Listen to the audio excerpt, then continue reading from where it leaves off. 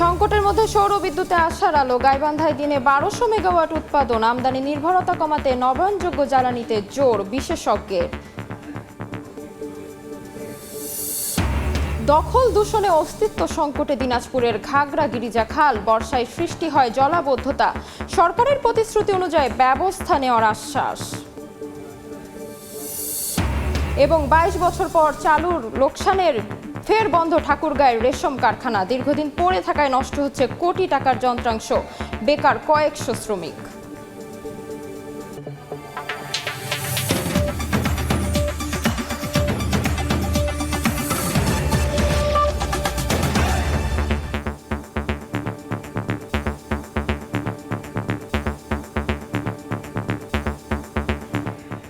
আমন্ত্রণ সময় সংবাদের নিয়মিত আয়োজন বিভাগীয় সময়ে। থাকছে সপ্তাহের 7 দিন ভিন্ন ভিন্ন বিভাগের সংবাদ নিয়ে। আজ থাকছে রংপুর বিভাগ, সঙ্গে আছে আমি তাজমিলা খান।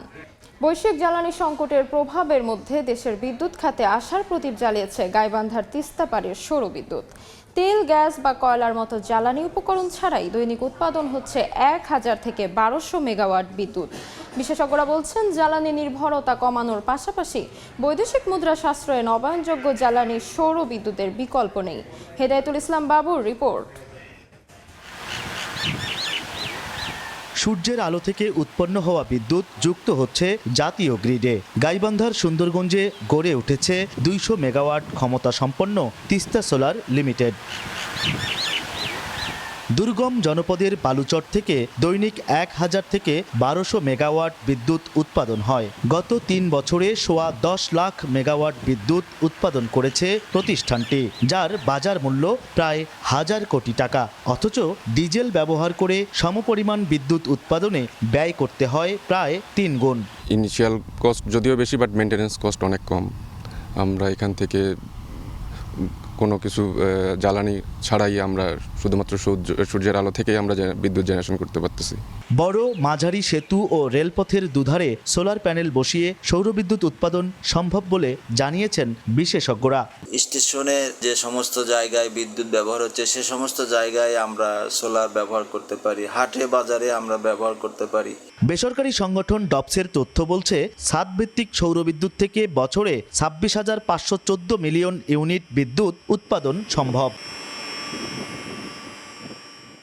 এমন প্লান্ট আরও গড়ে তোলা সম্ভব হলে দেশের বিদ্যুৎ সংকট মোকাবেলায় ভূমিকা রাখবে সৌরবিদ্যুৎ। হেদায়েতুল ইসলাম বাবু, সময় সংবাদ, গাইবান্ধা। নতুন ইতিহাস গড়তে যাচ্ছে দেশের প্রথম পারমাণবিক বিদ্যুৎ কেন্দ্র রূপপুর। শুরু হচ্ছে ফুয়েল লোডিং কার্যক্রম। শেষ খবরের বিস্তারিত জানাতে প্রকল্প এলাকা থেকে সরাসরি যুক্ত হচ্ছেন সহকর্মী ফারুক ভুইয়া রবিন। যাচ্ছে তার কাছে। বিদ্যুৎ কেন্দ্র, যেটি দেশের সবচেয়ে বড় স্থাপনা বা সবচেয়ে বড় প্রকল্প, এই প্রকল্পটির আজকে একটি মাহেন্দ্রক্ষণ হতে যাচ্ছে ফুয়েল লোডিং কার্যক্রম শুরুর মধ্য দিয়ে। এবং এই উপলক্ষে প্রকল্প এলাকায় যে আনুষ্ঠানিকতা এখন থেকে অল্প কিছু সময় আগে শুরু হয়েছে, অর্থাৎ এখন থেকে 15 মিনিটের মতন সময় আগে শুরু হয়েছে। এবং এখানে সরকারের পক্ষ থেকে সরকারের বিজ্ঞান ও প্রযুক্তি মন্ত্রী তিনি যেমন রয়েছেন, ঠিক একইভাবে প্রধানমন্ত্রীর বিজ্ঞান ও প্রযুক্তি বিষয়ক মন্ত্রণালয়ের যিনি উপদেষ্টা তিনিও রয়েছেন। এবং একই সঙ্গে রুশ নির্মাতা প্রতিষ্ঠান রোসাটমের মহাপরিচালক এলেক্সি লিখাচেভ তিনি উপস্থিত হয়েছেন। রুশ রাষ্ট্রদূত এই আনুষ্ঠানিকতায় যোগ দিয়েছেন। এবং এর বাইরেও আন্তর্জাতিক পরমাণু শক্তি সংস্থা আইএর মহাপরিচালক রাফেল গ্রোসি তিনি ভার্চুয়ালি এখানে যুক্ত থাকবেন বা তার বক্তব্য সেটি দেওয়া হবে। তো এখন থেকে যেটি আপনাদেরকে যদি একটু জানাতে চাই, যে এই আনুষ্ঠানিকতার যখন শেষ দিকে যাবে তারপরেই আনুষ্ঠানিকভাবে ফুয়েল লোডিং যেটি যে রূপপুরের প্রথম ইউনিটে সেটি শুরু হবে।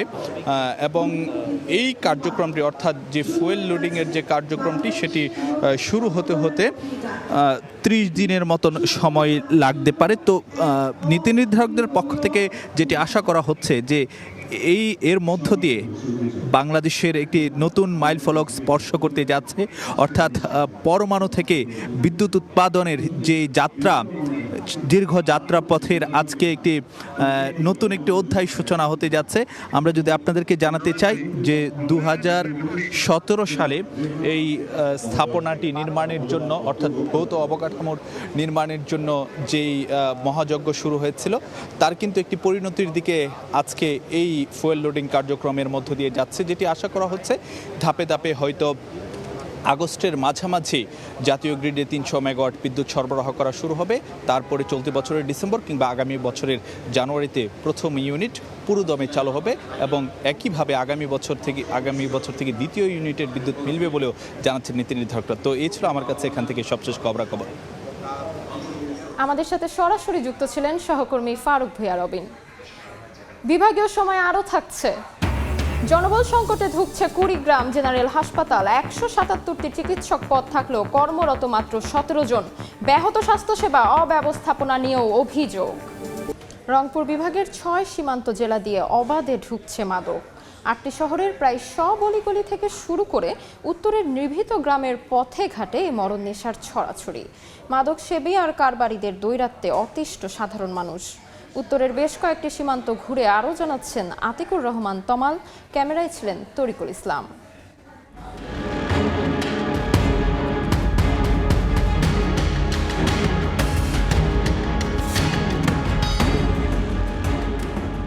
যে মাদক ব্যবসায়ী সে বলে যে আমার 400 বোতল ছিল, কিন্তু যখন মনে করেন যে ধরা হয় এবং প্রকাশ হয় 200 বোতল, আর 200 বোতল কোথায় গেল? ওদের এমন হেডাম দেখা যায় যে পুলিশকেও মাঝে মাঝে হুমকি দেয়। কারবারিরা পুলিশের চাই বেশি চালাক না। সীমান্ত ঘেঁষা উত্তরের জেলা লালমনিরহাটে মাদকের রমরমা কারবার। ঘরের দরজা বন্ধ করে জানালা দিয়ে চলে মাদক বিক্রি। পুলিশ ও প্রশাসনের চোখ ফাঁকি দিতে বাড়ির বাইরে বসানো সিসি ক্যামেরা আর ভেতর থেকে নজরদারি করছেন ওয়াচম্যান। ক্যামেরা রাখছে কেন? ও পুলিশ ধরে এসে আসি ডিস্টার্ব করে। রংপুর শহরে এখন সবচেয়ে বড় মাদকের স্পট বৈরাগীগঞ্জ। এছাড়া নগরীর লালবাগ, কেডিসি রোড, হারাগাছে বসে মাদক সেবীদের আড্ডা। উত্তরের সীমান্তের কাঁটাতার ভেদ করে মধ্যরাতে মাদক ঢুকে সীমান্তের এপারে। সীমান্তের বহু মানুষ জড়িত এই মাদক ব্যবসায়। শেষ পর্যন্ত পাওয়া গেল এক বিক্রেতাকে। ভোর রাতে ওপার থেকে এপারে আসে মাদক, সেসবই গুণে দেখা হচ্ছে। বিক্রেতারা বেশিরভাগই শিশু, আর গডফাদাররা সবাই ধরা ছোঁয়ার বাইরে। এই দেশের সীমান্ত জেলা 18টি, এর মধ্যে 6টি রংপুরে। আমি এখন দাঁড়িয়ে আছি রংপুরের লালমনিরহাটের শেষ সীমান্তে। আমার পেছনে যে জায়গাটি রয়েছে এটি আসলে সীমান্ত লাগোয়া একটি গ্রাম, এবং সেই গ্রামের পরেই কিন্তু সীমান্তের কাঁটাতার এবং যে লাইটগুলো দেখা যাচ্ছে এরপরে কিন্তু ভারত। অভিযোগ আছে এইসব সীমান্ত পথে অবাধে ঢুকছে মাদক। কি নাম এটার? লেবরট। মিঠাপুকুরের সবচেয়ে বড় ইয়ে কোনটা? শালটারি বড় বর্তমান যত বড় মামলা 2 মাস 3 মাস থাকলেই যাবেন দিয়ে যায়। ছোট থেকে দেখতেছি আমাদের এই রোডে সীমান্তবর্তী এলাকা হয়, দুপুরের পর থেকেই মনে করেন যে মিনিটে 8-10টা করে বাইক যাচ্ছে। শুক্রবার সেদিন আমরা রাস্তা দিয়ে হাঁটতে পারি না, এত বাইক। রংপুরের যে পার্টিগুলো এগুলোর উচ্ছৃঙ্খলা বেশি এবং আইন শৃঙ্খলা বাহিনীর দলগ্রামের ইউনিয়নের কোথায় কোথায় দিলে ওরা সবাই জানে, কিন্তু কোনো তো ভূমিকা দেখি না। স্টুডেন্ট যেগুলো ইয়ং অল্প বয়সের, এরা মনে করেন যে দিন দিন মনে করেন যে নেশা আসক্ত হইতেছে। সংশ্লিষ্টরা বলছেন একসময় ভারত থেকে আসতো ফেন্সিডিল, কিন্তু সে দেশে এর উৎপাদন বন্ধ থাকায় সে জায়গায় আসছে একই ধরনের মাদক স্ক্যাফো ফায়ারডেল। এছাড়া ভারতীয় মদ, গাঁজা ও অল্প কিছু ইয়াবার চালানো আসে উত্তরের সীমান্ত পথে। আতিকুর রহমান তমাল, সময় সংবাদ, রংপুর। এ বিষয়ে আলোচনা করতে এই মুহূর্তে রংপুরে আছেন সহকর্মী নাজমুল ইসলাম নিশাত। তার সঙ্গে যুক্ত হচ্ছেন বেগম রোকেয়া বিশ্ববিদ্যালয়ের সহযোগী অধ্যাপক ওমর ফারুক। সরাসরি চলে যাচ্ছে নিশাতের কাছে।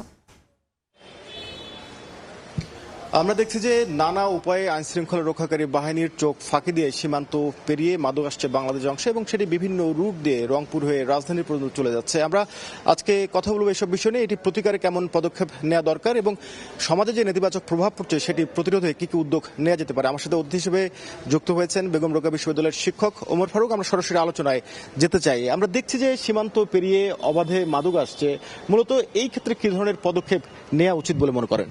দেখুন, একটি মাদক এটা খুব ছোট্ট একটি শব্দ, কিন্তু এর প্রতিধ্বনি, নেতিবাচক প্রতিধ্বনি কিন্তু অনেক বড়। এর মধ্যে দিয়ে কিন্তু আমাদের একেবারে পারিবারিক অশান্তি থেকে শুরু করে ব্যক্তি অর্থনীতি, ব্যক্তি স্বাস্থ্য থেকে শুরু করে রাষ্ট্রীয় যে সন্ত্রাস, নানাবিধ অপরাধমূলক কার্যক্রম সবটাই কিন্তু এখান থেকে হয়। ফলে খুব জরুরি এবং এই নিয়ন্ত্রণের জন্য আমি ব্যক্তিগতভাবে মনে করি যে আইন শৃঙ্খলা রক্ষাকারী বাহিনী তাদের তৎপরতার যথেষ্ট অভাব আমরা মাঝে মাঝে দেখতে পাই। সব জায়গায় না হলে কিছু কিছু জায়গায় দেখতে পাই। সেই জায়গায় আইন শৃঙ্খলা রক্ষাকারী বাহিনী যথেষ্ট হওয়া দরকার এবং একই সাথে আমরা যে অঞ্চলগুলোতে এই মাদকের অবাধ প্রবেশগুলো আছে সেই অঞ্চলের যারা ধর্মীয় ব্যক্তি আছেন, যারা স্থানীয় যারা তরুণরা আছেন, যুবকরা আছেন, তাদেরকে দিয়ে যদি আমরা এই প্রতিরোধের ক্ষেত্রে পুলিশ প্রশাসন যদি তাদেরকে ব্যবহার করে, একটি সুশীল সমাজ কর্তৃক যদি এই সমাজে মাদক নির্মূলের জন্য একটা কমিটি গঠন করে এবং তারা যদি তদারকি করে গোপন তথ্য যদি বিভিন্ন প্রতিষ্ঠানকে, সরকারি দপ্তরগুলোকে জানায়, নিয়ন্ত্রণে যে দপ্তরগুলো কাজ করে তাদেরকে যদি জানায়, তাহলে কিন্তু এটাতে একটি গুরুত্বপূর্ণ ভূমিকা রাখতে পারে। আমাদের কাছে মনে হয় যে এটি নির্মূল করবার জন্য সরকারের যেমন ইচ্ছাটা দরকার এবং একই সাথে যে আমাদের সামাজিক যে শক্তি। বলছেন যে সম্মিলিত প্রতিরোধ একটি বড় বিষয় এবং আরেকটি বিষয় জানতে চাই, সমাজে যে নেতিবাচক প্রভাব পড়ছে, বিশেষ করে যুব সমাজ আসক্ত হচ্ছেন মাদকে, সেক্ষেত্রে আসলে কি ধরনের উদ্যোগ নেওয়া যেতে পারে? দেখুন, এই ক্ষতিটা আমি যেমনটি বলছিলাম যে ক্ষতিটা কিন্তু ব্যাপক প্রভাব ফেলে আমাদের প্রতিটি ব্যক্তি মানুষ তার স্বাস্থ্য থেকে শুরু করে একেবারে তার জীবনটা ধ্বংস হয়ে যাচ্ছে। তিনি সমাজে অপরাধমূলক কাজে নিজেকে নিয়োজিত করছেন, তিনি রাষ্ট্রের নানা রকম অপরাধমূলক কাজে সম্পৃক্ত হচ্ছেন। ফলে আইন শৃঙ্খলা রক্ষা থেকে শুরু করে সব জায়গায় এর খুব গভীরতর এক নেতিবাচক প্রভাব আমরা খেয়াল করি। এখান থেকে মুক্তি হওয়া ছাড়া আসলে কোনো উপায় নেই। এই মুক্তির জন্য আমাদের যা করণীয় সেটি আমাদের করবার খুব করে এই মুহূর্তে জরুরি হয়ে উঠেছে। আমরা মনে করি যে পারিবারিক অনুশাসনগুলো খুব জরুরি। আমাদের ব্যক্তি সম্পর্কগুলো, বন্ধুর সম্পর্কগুলো যদি ঠিক হয়, আমাদের যে যুব সমাজ যারা এই বিপথে যাচ্ছে তাদেরকে যদি নানা রকমভাবে ধর্মীয়, সামাজিক এবং পারিবারিক অনুশাসনের মধ্যে নিয়ে আসতে পারি এবং একই সাথে রাষ্ট্র তার আইনগত যে বলয়টা আছে সেই বলয়টাগুলোকে একটা বৃদ্ধি ঘটাতে পারে, তার মধ্যে দিয়ে যদি এই নিয়ন্ত্রণ। আপনি বলছেন যে একই সাথে আইন শৃঙ্খলা রক্ষা বাহিনীকে কঠোর হতে হবে এবং সম্মিলিত একটি প্রচেষ্টা জারি রাখতে হবে। আমরা আলোচনা করছিলাম মাদক প্রতিরোধে এবং চোরাচালান রোধে কি ধরনের পদক্ষেপ নেওয়া যেতে পারে এবং এর যে নেতিবাচক প্রভাব সেটি থেকে রক্ষায় সমাজ, রাষ্ট্র এবং প্রতিটি ব্যক্তিকে কি ধরনের উদ্যোগ নেওয়া দরকার। আমার সাথে অতিথি হিসেবে ছিলেন বেগম রোকেয়া বিশ্ববিদ্যালয়ের শিক্ষক ওমর ফারুক। তো সবকিছু মিলে আজকে আলোচনার এই ছিল বিষয়বস্তু আমার কাছে। সরাসরি সংযুক্ত ছিলাম রংপুরে। রূপপুর পারমাণবিক বিদ্যুৎ কেন্দ্রের ফুয়েল লোডিং কার্যক্রমের উদ্বোধনী অনুষ্ঠানে বক্তব্য রাখছেন বিজ্ঞান ও প্রযুক্তি মন্ত্রী ফকির মাহমুদ আনাম। প্রকল্পটি সম্ভবত যাচাইয়ের জন্য একাধিক সমীক্ষা সম্পন্ন করা হয়। প্রতিটি সমীক্ষায় প্রকল্পটির কারিগরি, অর্থনৈতিক এবং আর্থিক যৌক্তিকতা প্রতীয়মান হয়। 1963, 1965 এবং 1979 সালে প্রকল্পটির বিভিন্ন পর্যায়ে প্রকল্পের দলিল সরকার কর্তৃক অনুমোদিত হয়েছিল। তবে সে সময়ের আর্থিক প্রযুক্তিগত সীমাবদ্ধতার কারণে প্রকল্পটি বাস্তবায়ন করা সম্ভব হয়নি। স্বাধীনতার পর 1977-78 সালে একটি গুরুত্বপূর্ণ সমীক্ষা পরিচালিত হয় এবং সে সময় দেশের সীমিত সম্পদ থাকা সত্ত্বেও সরকার প্রয়োজনীয় বৈদেশিক মুদ্রা বরাদ্দ প্রদান করেন। উক্ত সমীক্ষায় প্রকল্পটি আর্থিক, অর্থনৈতিক এবং কারিগরি দৃষ্টিকোণ থেকে বাস্তবায়নযোগ্য বলে প্রমাণিত হয়, যা ভবিষ্যৎ বাস্তবায়নের জন্য একটি গুরুত্বপূর্ণ ভিত্তি স্থাপন করে। পরবর্তীতে 7ই মে 1995 সালে তৎকালীন মাননীয় প্রধানমন্ত্রী মরহুমা বেগম খালেদা জিয়ার সভাপতিত্বে অনুষ্ঠিত রূপপুর পারমাণবিক বিদ্যুৎ কেন্দ্র প্রকল্প বাস্তবায়ন কমিটি এই সভায় প্রকল্প বাস্তবায়ন নীতিগত সিদ্ধান্ত গৃহীত হয়, যা বাংলাদেশের পারমাণবিক বিদ্যুৎ কর্মসূচিকে একটি নতুন গতিপথ প্রদান করে।